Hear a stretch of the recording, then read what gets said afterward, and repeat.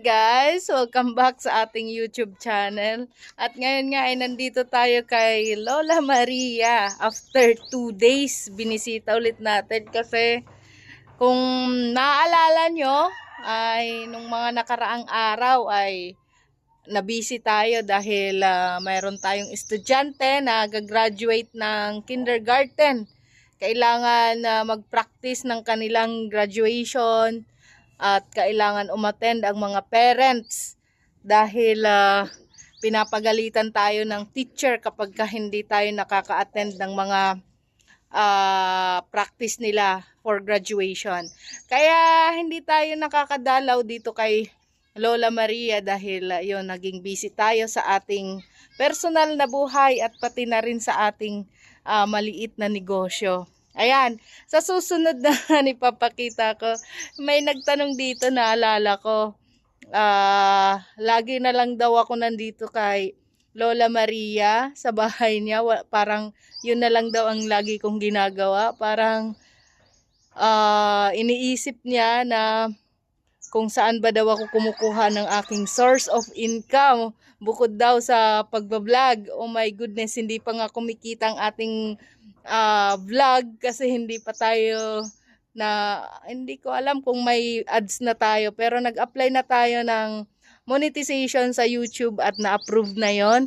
At sana ay kung makita nyo guys na may ads, please lang ay wag nyo namang i-skip dahil yun ang ipang susuporta natin sa ating charity. Kagaya kay Lola Maria, siya ang unang-unang beneficiaryo ng ating YouTube kung saan ay pwede tayong kumita doon at ang kita na kikitain ng YouTube natin ay ipangtutulong natin yan, lalong-lalo na kay Lola Maria.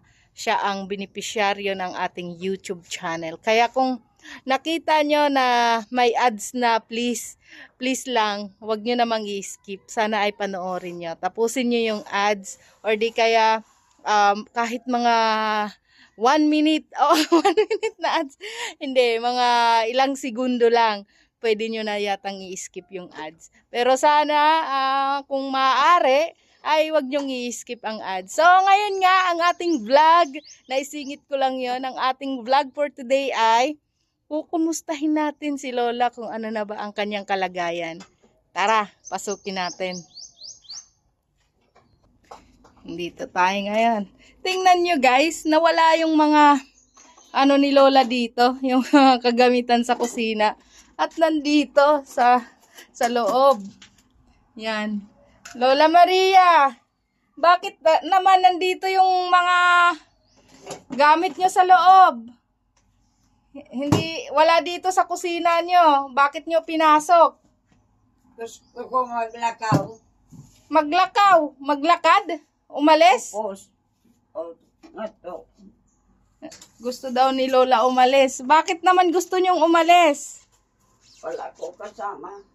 Wala kayong kasama? May kasama kayo? Nandito yung kasama ni Lola. Ipakita ko muna sa inyo. Sinasabi niya na gusto daw niyang umalis dahil wala siyang kasama.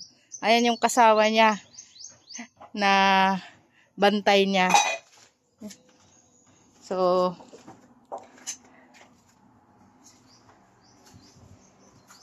ano yan? Anong ulam nyo? Gulay. Kuan. Yung sa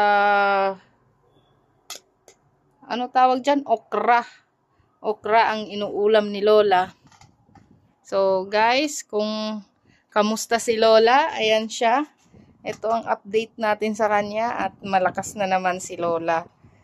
Tutuloy-tuloy na ang kanyang paggaling. Ang lang kasi kanina nung naabutan ko siya ay aalis na siya. Sabi niya pupunta daw siya sa bahay para doon daw matulog dahil siya dito.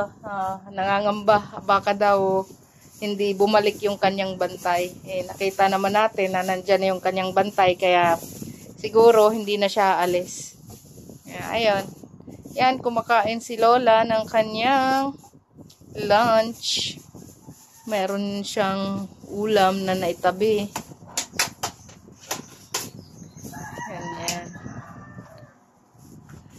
Ano yan? Prinito? Oo. Isda. So, ayan nga. Kain asin. Mag-aasin pa daw si Lola. Nasaan ang asin nyo? Tingnan natin dito. Ito. Dito yung asin niya. Oh, asin nyo. Hindi pa kayo nananghalian?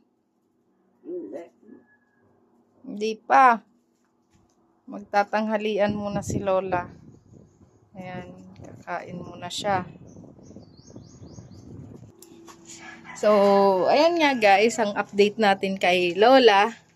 Medyo kaya naman na ni Lola mag-isa. Pero, naano lang siya, natatakot na wala siyang kasama lalo na sa gabi. Kaya, kailangan pa rin niya ng bantay. Kaya, ayun, yung bantay niya, ayan.